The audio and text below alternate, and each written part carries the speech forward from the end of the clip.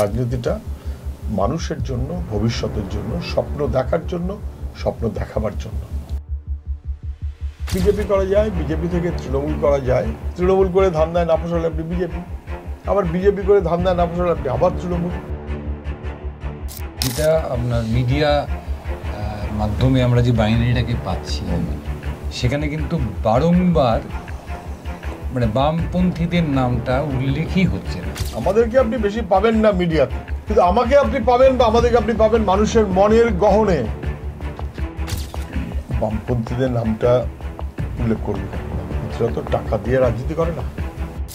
মানুষ আশীর্বাদ করুক যেন আমরা ইলেকট্রাল বন্ডে চিরকাল জিরোই থাকতে পারি। লেখাপড়া করছে, পরীক্ষা পাশ করে রাস্তায় বসে আছে, পুলিশ পেটাচ্ছে, ফেল করার লোক চাকরি পাচ্ছে। কোথায় যাচ্ছি আমরা? যাচ্ছি কোথায়? এই 21 থেকে 35 বছর আপনার সার্ভেতে এসছে, তারা ভয়াবহভাবে বিরক্ত, বিব্রত। তারা বামপন্থীদের ভরসা করতে চায়।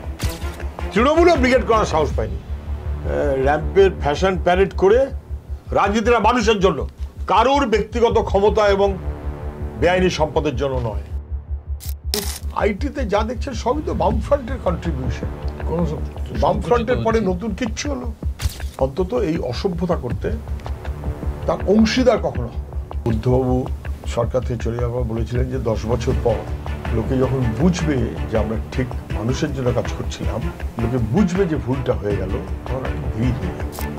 শিক্ষা, স্বাস্থ্য, রুটি, রুচি, তিনটে লড়াই। ভরসা রাখুন, বদলে যাবে। কোথাও মিস করেন সব।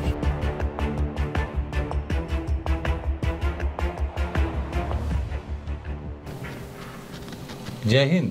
7 নিউজ নেটওয়ার্কে আপনাদের সকলকে স্বাগত। আর আমাদের যে বিশেষ নির্বাচনী বুলেটিনগুলো আমরা করছি, তাতে আজকে আমাদের এই ছোট্ট স্টুডিওতে এসে হাজির হয়েছেন সিপিআইএম প্রার্থী, দমদম কেন্দ্রের সিপিআইএম প্রার্থী ডক্টর সুজন চক্রবর্তী। আমরা সুজনবাবুকে আমাদের স্টুডিওতে স্বাগত জানাচ্ছি।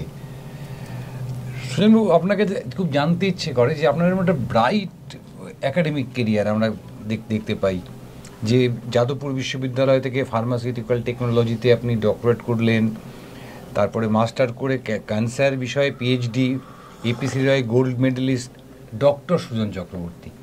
আপনার সামনে একটা বিস্তৃত মানে অন্য জীবন ছিল।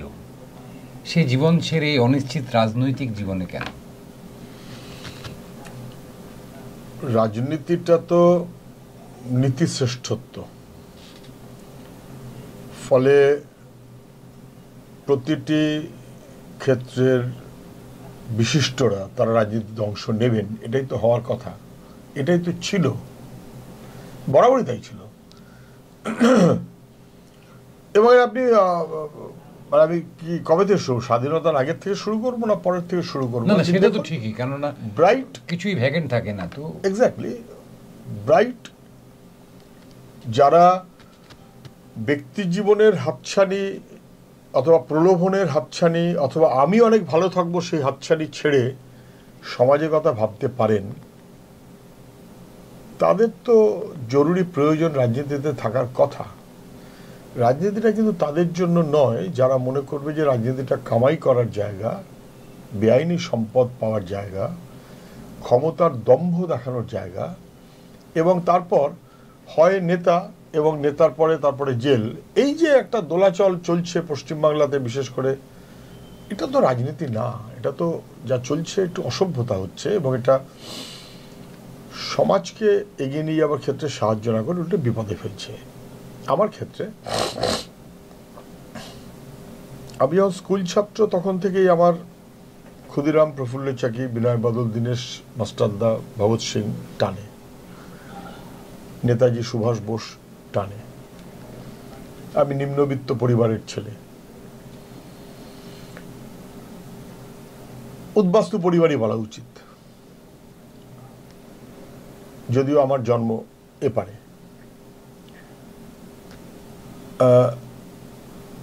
তাতে যখন 12 পরীক্ষা 11, তখন 11 পুরনো, আশপাশের মধ্যে আমাদের জয়েন্ট এন্ট্রান্স পরীক্ষা আমরা সবাই জানতো না গ্রামের দিকে।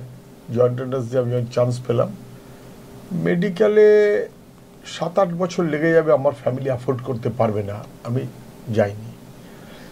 ইঞ্জিনিয়ারিংয়ে আমি ভর্তি হওয়ার জন্য গেলাম, আমার টিচাররা বলল তুমি কেন ফার্মাসিউটিক্যাল দিয়েছো, কেন ইলেকট্রনিক্স দাওনি? আমি বললাম স্যার ওটাতে 5 বছর লাগে, এটাতে 4 বছর, আমার বাড়ির অবস্থা ভালো না, আমার তাড়াতাড়ি চাকরি হলে ভালো হয়, আমার কাজ দরকার বাড়ির জন্য। So I started that way. কিন্তু লেখাপড়া করতে করতেই ক্রমশ আমার মধ্যেই বোধ আসলো, চারপাশ দেখে শুনে বুঝে, আগে যা সংগ্রাম স্বাধীনতা যা পড়েছি, যে আমি ব্যক্তি, তার চাইতে বড় কথা হচ্ছে আমি সমষ্টির অংশ ব্যক্তি, ফলে সমষ্টিকে নিয়ে ভাবাটা জরুরি। আমার বাড়ির লোকের একটু ঈষৎ দুঃখ পেয়েছিল যে আমি কেন ফাইনাল ইন্টারভিউর দিন অ্যাবসেন্ট হলাম। আমি ফাইনাল ইন্টারভিউর দিন অ্যাবসেন্ট হয়ে গেলাম, যে আমি চাকরি করব না। এবং মনে হয়েছিল, আমার বন্ধুরাও বলেছিল যে তুই কি বোকা নাকি রে, আমরা সব কেউ ইউএসএ, কেউ অমুক, কেউ তমুক। যদি ওরা পড়ে, এটা সবাই আমাকে খুব ভরসা করে যে আমি নীতিগত অবস্থান নিয়ে চলি, এবং আশীর্বাদ করুন মানুষ যেন আমি নীতিগত অবস্থান নিয়েই চলতে পারি। রাজনীতিটা মানুষের জন্য, ভবিষ্যতের জন্য, স্বপ্ন দেখার জন্য, স্বপ্ন দেখাবার জন্য। আপনি দুবারের বিধায়ক, একবারের সাংসদ, এবং সংসদীয় জীবনে আপনার সাফল্য সেটাও আপনার আমরা বেশ খানিকটা জানি। কিন্তু দমদম লোকসভা কেন্দ্র এটা অদ্ভুত চরিত্র। 77 সালে অশোক কৃষ্ণ দত্ত, জনতা পার্টি, আপনারা তখন সেই একটা এতে গেছিলেন একসাথে। হ্যাঁ, 80 সালে নীরেন ঘোষ সিটু নেতা। তারপরে 84 সালে কিন্তু একটা সেটব্যাক হলো আশুতোষ লাহা, অর্থাৎ ইন্দিরা গান্ধীর যে ভোট হলো ইন্দিরা গান্ধীর নিয়ে। তারপর 89 এবং থেকে 96 পর্যন্ত টানা নির্মল কান্তি চ্যাটার্জি, অধ্যাপক নির্মল কান্তি চ্যাটার্জি, শিক্ষক আন্দোলনের নেতা। তারপরে 98, 99 পরপর দুবার কিন্তু এখানে জনতা পার্টি, ভারতীয় জনতা পার্টি, তপন শিকদার, তখন অ্যালায়েন্স ছিল, প্রথমটাতে অ্যালায়েন্স ছিল তৃণমূলের সঙ্গে। তারপরে 2004 সালে অমিতাভ বন্দ্যোপাধ্যায়। তারপর থেকে তখনও তৃণমূলের সঙ্গে বিজেপির অ্যালায়েন্স ছিল। তারপর থেকে কিন্তু আর অ্যালায়েন্স নেই বিজেপির সাথে, কিন্তু তৃণমূল এখানে একচ্ছত্র আধিপত্য চালিয়ে যাচ্ছে। তারপরেও 2009 সালে যখন সৌগত জিতেছেন, তখন তৃণমূল অ্যালায়েন্স করে জিতেছে, তৃণমূল এবং কংগ্রেস হ্যাঁ একসাথে। ওটা আরেকটা জোট, মানে বিজেপির সঙ্গে ছিল না।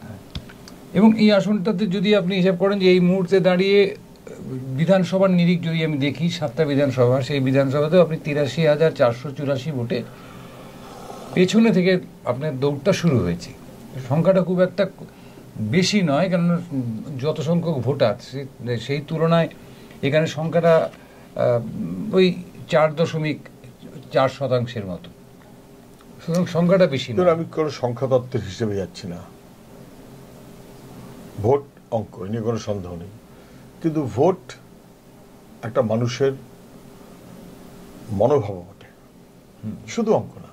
মানুষ কি ভাবছেন, সাইকোলজি, মানুষ কি বুঝছেন।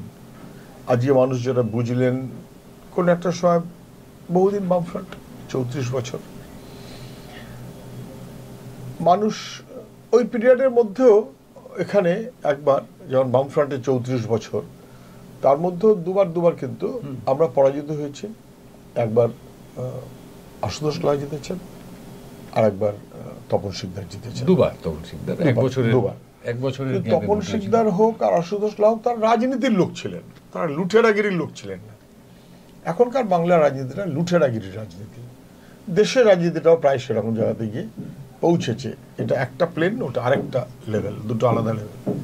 কিন্তু ইলেকট্রাল বন্ডে যেমন বিজেপি তেমন তৃণমূল। আজকে আপনাদের সৃজন ভট্টাচার্য বলেছেন যে গোডাউন একটাই, শোরুম দুটো। গোডাউন একটা, শোরুম দুটো, এটা বোঝার জন্য অনেক কিছু করতে হবে না। এটা আমি প্রতিপক্ষ প্রার্থী সম্পর্কে কখনো কমেন্ট করি না, কিন্তু আমার প্রতিপক্ষ 2 প্রার্থী, তাদের অবস্থান দেখলে তো আপনি এখানে বুঝতে পারবেন। আমার এক প্রতিপক্ষ প্রার্থী জনতা পার্টির এমপি, তারপরে কংগ্রেসের এমএলএ, তারপরে কংগ্রেসের এমএলএ হয়ে মমতা ব্যানার্জির বিরুদ্ধে ভোটে দাঁড়ানো, তারপরে আবার তৃণমূলে এসে হাজির হওয়া। তাহলে জনতা পার্টি থেকে কংগ্রেস হয়ে তৃণমূল, আরেকজন তিনি গতবার বিধানসভা আমার সঙ্গে সহকর্মী ছিলেন, আমরা একসাথেই ছিলাম। তখন আমি জানতাম যে উনি তৃণমূলের এমএলএ।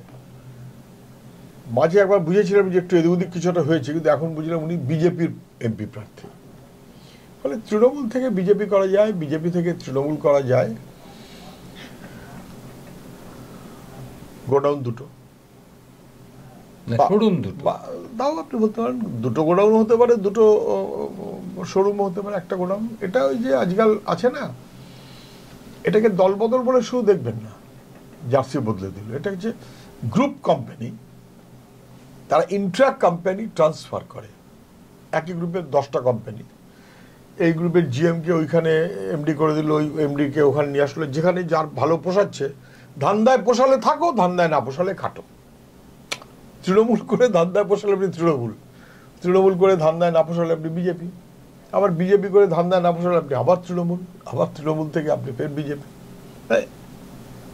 ব্যারাকপুর তৃণমূলের এমপি অভিযুক্ত কিন্তু মঞ্জু বসুর স্বামী বিকাশ বসুর মৃত্যুর খুনের ঘটনাতে।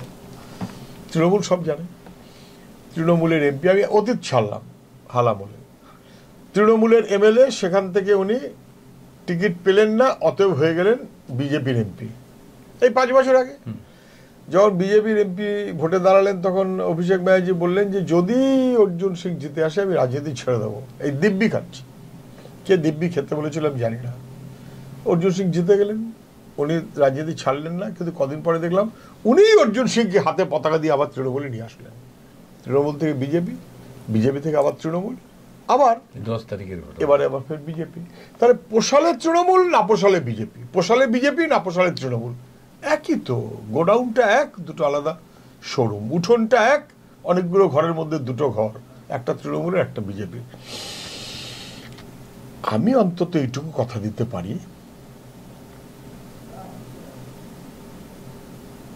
এই দুশ্চিন্তা আমাদের নিকট করতে হবে না। যাকে আপনি তৃণমূলকে হারাবার জন্য যদি কেউ বিজেপিকে ভোট দেন, তিনি নিশ্চিত হতে পারবেন না যে তৃণমূলকে হারাতে গিয়ে বিজেপির যাকে উনি ভোট দিলেন তিনি আবার বিজেপি ছেড়ে তৃণমূলে যাবেন কিনা কেউ নিশ্চয়তা দিতে পারবেন না, বা ভাইস ভার্সা।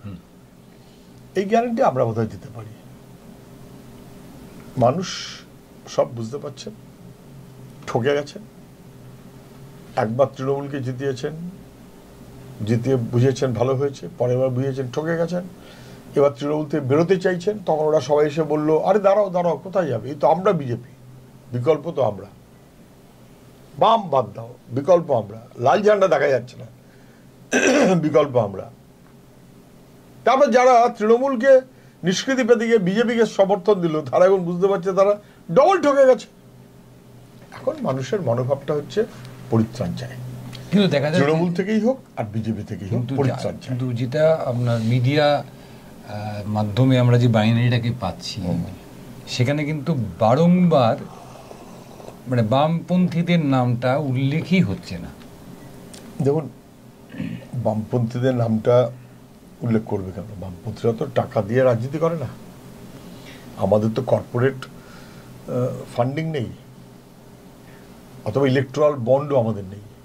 কর্পোরেট ফান্ডিংয়েও আমরা জিরো, ইলেকট্রাল বন্ডেও আমরা জিরো। মানুষ আশীর্বাদ করুক যেন আমরা ইলেকট্রাল বন্ডে চিরকাল জিরোই থাকতে পারি। মানুষের জন্য কাজ করব, মানুষ তার প্রয়োজনে কাজ করব, মানুষের কমিটমেন্ট অনুযায়ী চলব। মানুষের টাকা, আপনি যদি কর্পোরেট ফান্ডিংয়ে চলেন তাহলে কর্পোরেটের দিকে তাকিয়ে আপনাকে রাজনীতি করতে হবে। আমি মানুষের দিকে তাকিয়ে রাজনীতি করতে চাই, মানুষের টাকা দিয়ে রাজনীতি করতে চাই। ফলে আমাকে আপনি বেশি পাবেন না, আমাকে মানে আমাদেরকে আপনি বেশি পাবেন না মিডিয়াতে, কিন্তু আমাকে আপনি পাবেন বা আমাদেরকে আপনি পাবেন মানুষের মনের গহনে। ও মানুষ বলছে যে মোদি গ্যারান্টি একটা কার্যত সর্বনাশ করে দিয়েছে, যা যা গ্যারান্টি দিয়েছিল একটু উল্টো কাজ করছে। মমতার গ্যারান্টি যা যা বলেছিল নির্বাচন ইস্তাহারে ঠিক উল্টো কাজটা করছে। মানুষ বুঝতে পারছে তার রুচির লড়াইতে একমাত্র গ্যারান্টি লাল ঝান্ডা। বাকি সবাইকে যুক্ত করে বিজেপি আর তৃণমূলের বিরুদ্ধে লাল ঝান্ডা। আমরা মানুষের রুচির লড়াইকে এগিয়ে নিয়ে যাব। মানুষকে বাঁচতে হবে, ভয়াবহ লুট, ভয়াবহ দুর্নীতি, জিনিসের দাম আকাশে, ছেলে মেয়েদের কাজ নেই, মায়েরা ব্রত পালন করেন সন্তানের মঙ্গল কামনায়। কি হচ্ছে সন্তানের অবস্থানটা? লেখাপড়া করছে, পরীক্ষা পাশ করে রাস্তায় বসে আছে, পুলিশ পেটাচ্ছে, ফেল করা লোক চাকরি পাচ্ছে, অথবা রাজ্য ছেড়ে চলে যেতে হচ্ছে। মানুষের মনের ভেতরে আমরা আছি, তাই থাকতে দিন। এইখানে আপনি যখন বললেন না যে কাজ ছেড়ে বাইরে অনেক কাজের জন্য বাইরে চলে যেতে হচ্ছে, তখন আমরা একটা আমাদের সমীক্ষা করেছি। সেই সমীক্ষায় দেখছি যে যাদের বয়স এই ধরুন 21-22 থেকে 35-এর মধ্যে, তাদের মধ্যে অদ্ভুতভাবে আপনাদের প্রতি একটা সফট কর্নার রয়েছে, কিন্তু তারা এই যে কাজের জন্য বাইরে চলে যাওয়ার জন্য সক্রিয়ভাবে ভোটের কাজে বা ভোটের দিন উপস্থিত থাকতে পারবে কিনা পশ্চিমবঙ্গে, সেটা নিয়েও একটা প্রশ্ন। যদি এমনটা হয় যে 21 থেকে 35 বছর বয়সের ছেলেটা, তার মনের মধ্যে বাইরে কাজ করতে হয়েছে, বা পশ্চিমবাংলার চেহারা দেখতে পাচ্ছে, বা গ্র্যাজুয়েট ছেলেকে ডেলিভারি বয়ের কাজ করতে হচ্ছে, বা মাস্টার ডিগ্রি করা ছেলেকে বাইক, কি বলে ওটাকে, র্যাপিডোর কাজ করতে হচ্ছে। কোনো কাজ ছোট না, কিন্তু শিক্ষার সঙ্গে সামঞ্জস্য থাকতে হবে। তো বিটেক করা ছেলে সুইগি জোম্যাটো করছে, আপনি দেখতে পাচ্ছেন না? আমাদের এই সাগরদত্ত হাসপাতালে উদাহরণ আছে, ওখানে আপনার কন্ট্রাকচুয়াল না মর্গের একজন ডোমের চাকরি, তার জন্য ডোমের কাজের জন্য অ্যাপ্লাই করেছিলেন, মাস্টার ডিগ্রি এবং সম্ভবত একজন পিএইচডি অ্যাপ্লাই করেছিলেন, আমি শুনেছি। ওটা লেখা ছিল হচ্ছে ল্যাব অ্যাসিস্ট্যান্ট। কোথায় যাচ্ছি আমরা? যাচ্ছি কোথায়? এই 21 থেকে 35 বছর আপনার সার্ভেতে এসছে, তারা ভয়াবহভাবে বিরক্ত, বিব্রত, তারা বামপন্থীদের ভরসা করতে চায়। আপনার প্রশ্নটা হচ্ছে তারা কি ভোট দিতে আসতে পারবে? আমি বলছি তারা ভোট দিতে আসতে পারবে কিনা সেকেন্ড কোয়েশ্চেন। প্রথম কোয়েশ্চেন হচ্ছে তার এই বিব্রত মনোভাবটা তার পরিবারকে কমিটেড করাবে যে না, অন্য কোনো পথ নেই লাল ঝান্ডা ছাড়া। 2, পরিমরি করে হলেও গণতন্ত্রের অধিকার প্রয়োগ করার জন্য ভোটের সময় এদের একটা বড় অংশ চলে আসে, খুব কষ্ট করে আসে, খুবই কষ্ট করে আসে। সবাই হয়তো পারে না, অ্যাফোর্ড করতে পারে না, তো একটা বড় অংশ আসবে এবং আমাদের অ্যাপিল থাকবে তারা যেন আসে। তবে ভালো হতো যে আসতে পারবে না তার জন্য অল্টারনেটিভ ভোটিং সিস্টেম, সেসব এখনো পর্যন্ত চালু হয়নি, চালু করতে চায় না সরকার।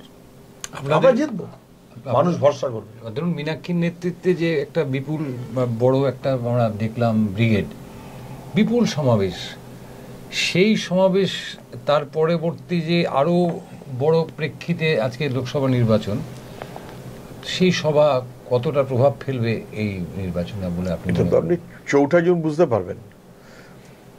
আমি বলছি আমরা একটা সার্ভে করেছি। প্রথমত ইনসাফ যাত্রা অথবা ইনসাফ ব্রিগেড ওয়াজ হিউজ।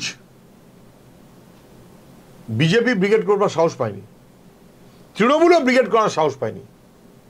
আপনি বলুন করেছেন, ওটা ব্রিগেড করার সাহস না। ওটা ব্রিগেডের মাঠটাকে 4 ভাগের 1 ভাগ করে ওই কি বলে 300 মিটার র্যাম্প বানিয়ে র্যাম্পের ফ্যাশন প্যারেড করে, ওটা কোনো মাঠ নাকি? ওর ছবিটা দেখেছেন আপনি? লোক খুঁজে পাওয়া যাচ্ছে না, কোথায় লোক? 19 সালে তৃণমূলের সমাবেশ মানে 19টা দল এসেছিল, অল ইন্ডিয়া ভাব। এখন তারা কেউ আসেনি, তারা বুঝতে পারছে যে প্রকারান্তরে বিজেপিকে সাহায্য করছে তৃণমূল, এবং মিটিংটাতে লোক জোটেনি, সবাই দেখেছেন। তার চেয়ে বড় কথা হচ্ছে ইনসাফ ব্রিগেডের পরে লোক কি ঠিক মতো জমায়েত হচ্ছে? আমি ইতিমধ্যে 2টো মিছিলে ছিলাম। টিভিতে সব জিনিস দেখায় না, অন্য দল হলে তো লাইভ চলতো, শুধু না ওটা প্রচার চলতো আগে থেকে, হবে হবে হবে করে। সৃজনের সমর্থনে আমি, সুজন সহ আমরা সবাই ছিলাম যাদবপুর থেকে গড়িয়া। Huge huge. আজকে পানিহাটিতে বিমান বসু এসেছিলেন, আমাদের বামফ্রন্টের চেয়ারম্যান, আমি তো ছিলাম বটেই। আমার সমর্থনে বা আমাদের সমর্থনে বোধহয় তীর্থ ভারতী থেকে আর আমাদের ধানকল, এই যে মিছিল, আপনি দেখেছেন লোকের রেসপন্স দেখেছেন, জমায়েতটা দেখেছেন? আমরা যা ভাবছি তার চাইতে মানুষের সমর্থন অনেক বেশি। আমাদের কাজ সে সমর্থনটাকে গুটিয়ে আনবার ক্ষেত্রে সাহায্য করা। সেখানেই আমাদের একটা প্রশ্ন ছিল যে পশ্চিমবঙ্গে এমন অনেক মানুষ আছেন যারা বামপন্থায় মানে বিশ্বাস করেন, কিন্তু সিপিএমকে সরাসরি সিপিএম এর ঝান্ডার তলে আসেন না বা সিপিএম এর মিছিল মিটিংয়ে অংশগ্রহণ করেন না। এবার কি তাদের এক জায়গায় করা যাবে? তাদের কারা কিরকম ভাবে এক জায়গা হবেন তো আমি তো ওইভাবে বলতে পারবো না, প্রত্যেকটি মানুষের নিজস্ব চিন্তা থাকে ইত্যাদি, কিন্তু আমার অ্যাপিল থাকবে টু অল, যদি কেউ বামপন্থী হন, গোটা ভারতবর্ষে না বোঝা কোনো কারণ নেই, বিজেপিকে পরাজিত করতেই হবে। পশ্চিমবাংলাতে সেই বিজেপি তাকে নিয়ে এসে সর্বনাশটি করার ব্যবস্থা যে করেছে সে তৃণমূল, এবং ভারতবর্ষে অন্যান্য রাজ্যে যে রেটে বিজেপির গ্রোথ হয়েছে, বিজেপির রাজ্যে বিজেপির যে গ্রোথ হয়েছে, তৃণমূলের পশ্চিমবাংলায় বিজেপির গ্রোথ রেট তার চেয়ে বেশি। 2014-তে 2টো আসন, 2019-এ বেড়ে হলো 18, পার্সেন্টেজে বিচারে 900%। এত বেশি সংখ্যায়, ইভেন সংখ্যায় 16টা আসন অন্য কোনো রাজ্যেও বাড়েনি বিজেপির। ফলে তৃণমূল বিজেপিকে সবচেয়ে বেশি সাহায্য করতে পারছে, বিজেপির চাইতেও বেশি সাহায্য করতে পারছে বা করছে, প্রকারান্তরে বিজেপির পাশে আছে। সেই কারণে তৃণমূলের নেতারা অনেক সময় রেহাই পেয়ে যাচ্ছেন। বিজেপি তৃণমূলের বিরুদ্ধে সবাইকে একজোট করাটা আমাদের কাজ।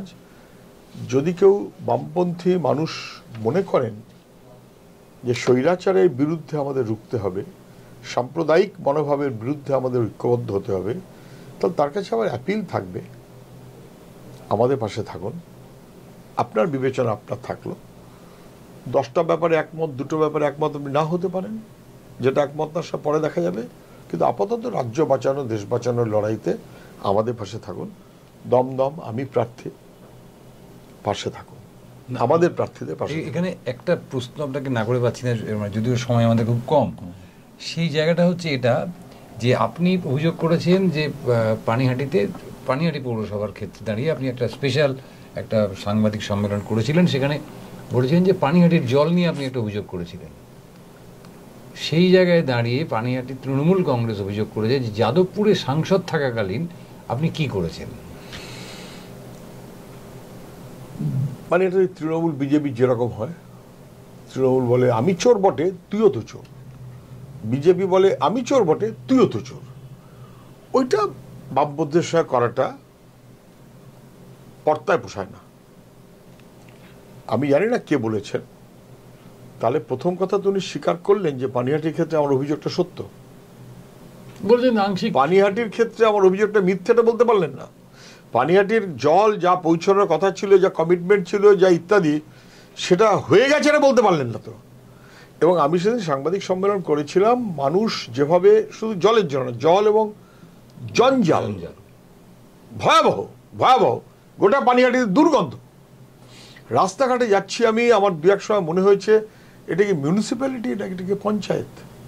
আমি দু এক সময় স্বগতোক্তি করে পাশের জনকে বলেছি তোমাদের রাস্তাঘাট এরকম হয়ে গেল, খারাপ লাগে, এটা নাগরিক পরিষেবা। ফলে আমি যে অভিযোগটা করেছি সেটা মিথ্যে না, না না দারুণ জল যাচ্ছে এ কথা কিন্তু বলতে পারলেন না, যেটা বলা তাদের কাজ ছিল। কারণ 15 বছর ধরে তারা এমপি, 12 বছর ধরে তারা মন্ত্রী এবং ইত্যাদি ইত্যাদি, এমএলএ, মিউনিসিপ্যালিটি, ভোট না করে হলেও মিউনিসিপ্যালিটি, ভোটে জিতে হয়নি কিন্তু মিউনিসিপ্যালিটি।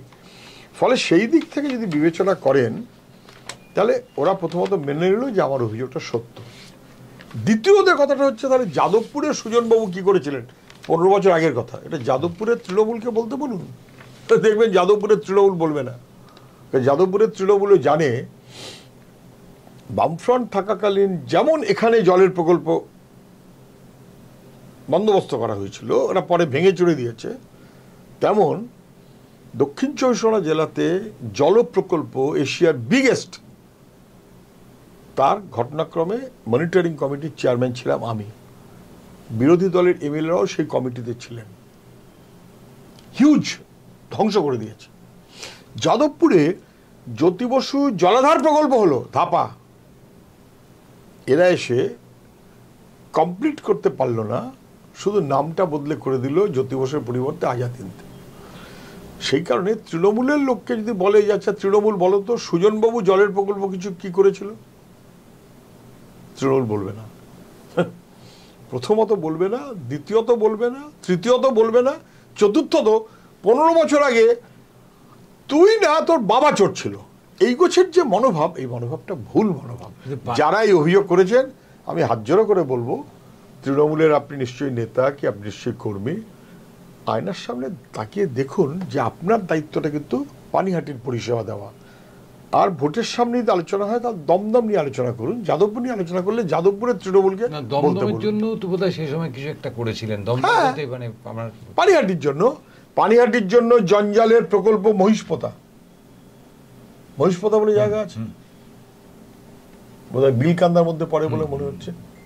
করতে দিল না, সবাই জানে। জলের প্রকল্প রেডি হয়ে গেল, তখন বোধহয় সৌগতবাবু MLA হয়েছেন, 2000 MP হয়েছেন 2009, বোধহয় 9-এর শেষের দিকে বা ইত্যাদি ইত্যাদি প্রকল্প। অসীম দাশগুপ্ত ছিলেন, অশোক ভট্টাচার্য ছিলেন, প্রকল্প হয়ে গেল। তো তারপর সরকার বদলের পর ছোট পাইপ তুলে বড় পাইপ, বড় পাইপ তুলে ছোট পাইপ, আবার ছোট পাইপ তুলে বড় পাইপ, যতবার পাইপ তোলা আর লাগানোর কাজ হবে ততবার কাটমানি বেশি হবে। আর বেঙ্গল কেমিক্যাল, পানিহাটি বেঙ্গল কেমিক্যাল মানে আমার সবসময় সব জিনিস মনে থাকে না, আমার বন্ধুরাই মনে করিয়ে দিয়েছে। আমি যখন MP ছিলাম যা যা করেছি আমি তার ব্যাখ্যা দিচ্ছি না, সবাই জানেন। 100 দিনের কাজের আইন, আমি তখন MP। ফুড সিকিউরিটির আইন, তার জন্য ব্যবস্থাপনা যখন হচ্ছে আমি তখন MP। ব্যাংক, বিমা এসব যে তুলে দেওয়ার ব্যবস্থা করা চলছে আজকাল, প্রাইভেটাইজেশন, তা ঠেকানোর ব্যবস্থা যখন হচ্ছে তখন আমি MP। আমি মানে আমরা 61। তারপর নানাবিধ 12 বগির ট্রেন।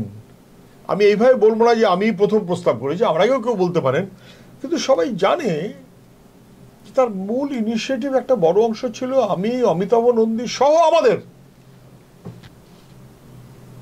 আমরা রেলওয়ে প্যাসেঞ্জার্স অ্যাসোসিয়েশনের কাজের সঙ্গে যুক্ত থাকতাম। অমিতাভ নন্দীদাও ছিলেন, আমিও ছিলাম। লালু প্রসাদের ঘরে কতবার আমরা গেছি, কি কাগজপত্র সব আছে এখনো। 12 বগি ট্রেনের কমিউনিকেশন, মেট্রো তাকে স্পিড আপ করা, এক্সপ্যানশন করা ইত্যাদি ইত্যাদি। আমি সব আলোচনার মধ্যে যাচ্ছি না। অন্তত 9টা national institute for Bengal, national institute মানে লেখাপড়া, রিসার্চ, কাজ, 9টা ন্যাশনাল ইনস্টিটিউট স্যাংশন করিয়েছিলাম। যে কটা, আমি তো 2009, তারপর তো নেই, স্যাংশন করিয়ে যে কটা আমরা কাজ শুরু করতে পেরেছিলাম সেগুলো চালু হয়ে গেছে। যেগুলো শুরু করব ভাব, এই গভর্নমেন্ট এসে 12টা বাজিয়ে দিয়েছে। কোনটা শুরু করেছি? DRDO, genomic research centre, nano technology, তার ইন্টারন্যাশনাল একটা ইনস্টিটিউট, মানে কাল্টিভেশন অফ সায়েন্সের সঙ্গে মিলিয়ে তার অ্যারেঞ্জমেন্ট। IICB মানে IICB তো না, আসলে CSIR, আমাদের বিজ্ঞানী লেখাপড়া করা ছেলেমেয়েরা, সব এলাকার লোক সবাই জানেন। CSIR তার translational centre, mangrove research centre পারলাম না, ওশান টেকনোলজি পারলাম না, মানে গভর্নমেন্ট চেঞ্জ হয়ে গেল, পারলাম না। NIPER, national institute of pharmaceutical education and research, আমার প্রস্তাব ছিল একটাই, ছিল মোহালি। ফার্মাসিউটিক্যাল আমার নিজের বাড়তি ইনিশিয়েটিভের জায়গা, ডিপার্টমেন্ট অফ ফার্মাসিউটিক্যাল আলাদা করে, তার মূল উদ্যোক্তা আমি, এ নিয়ে কোনো সন্দেহ নেই। নাইপার আমরা স্যাংশন করালাম, রামবিলাসজি তখন মন্ত্রী, এবং স্যাংশন করিয়ে থাকতে থাকতেই তার কাজ শুরু করা হলো।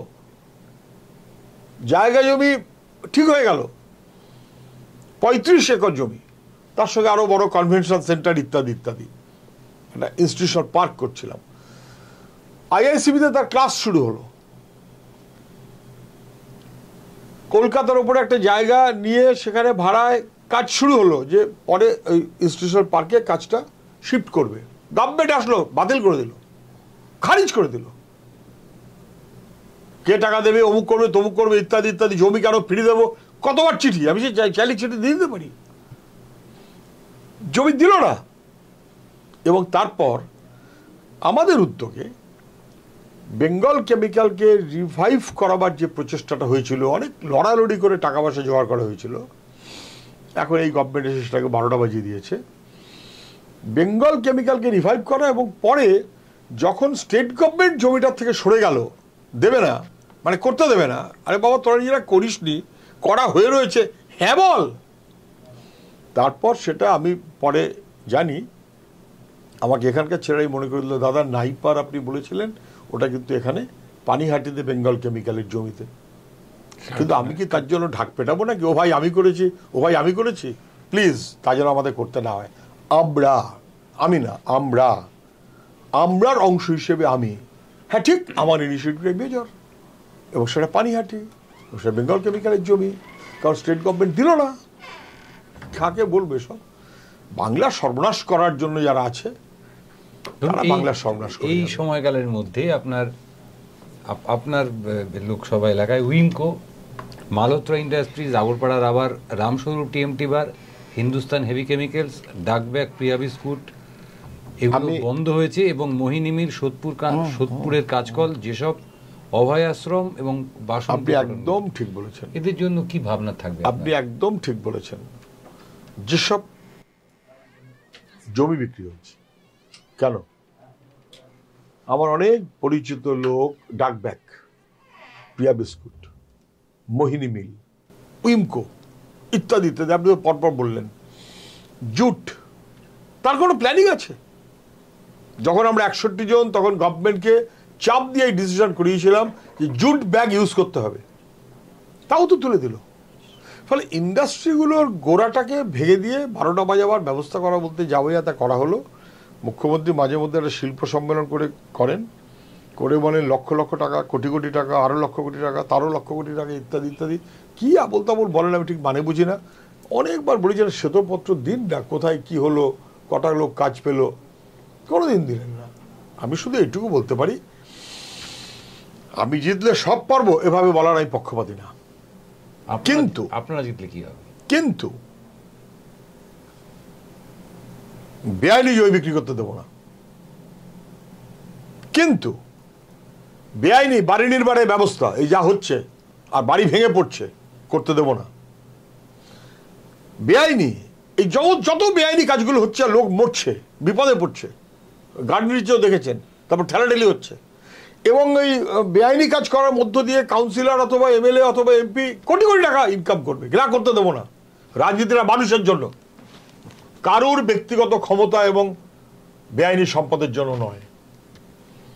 এই সমস্তগুলো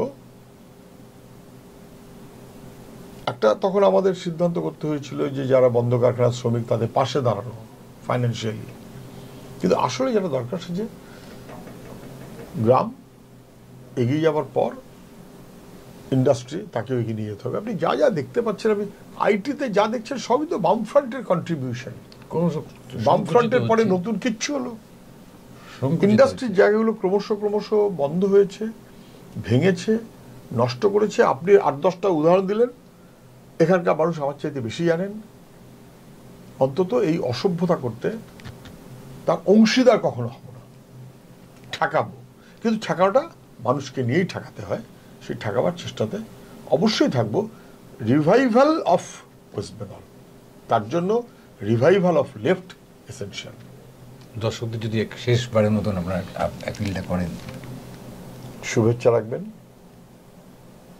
আমি সুজন চক্রবর্তী।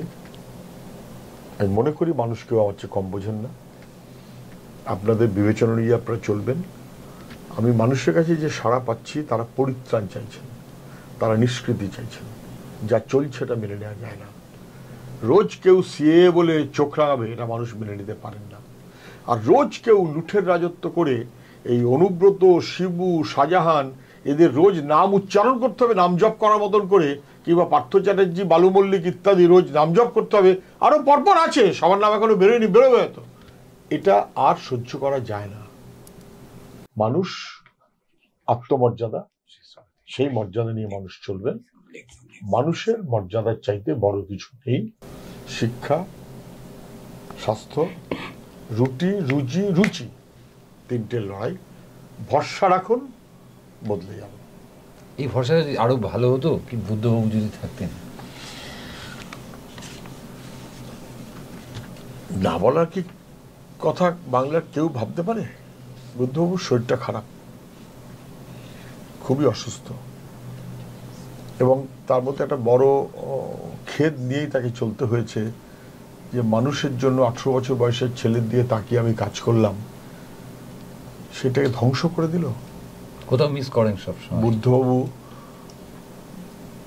সরকার থেকে চলে যাওয়ার পর বলেছিলেন যে 10 বছর পর লোকে যখন বুঝবে যে আমরা ঠিক মানুষের জন্য কাজ করছিলাম, লোকে বুঝবে যে ভুলটা হয়ে গেল, তখন একটা দেরি হয়ে যাবে।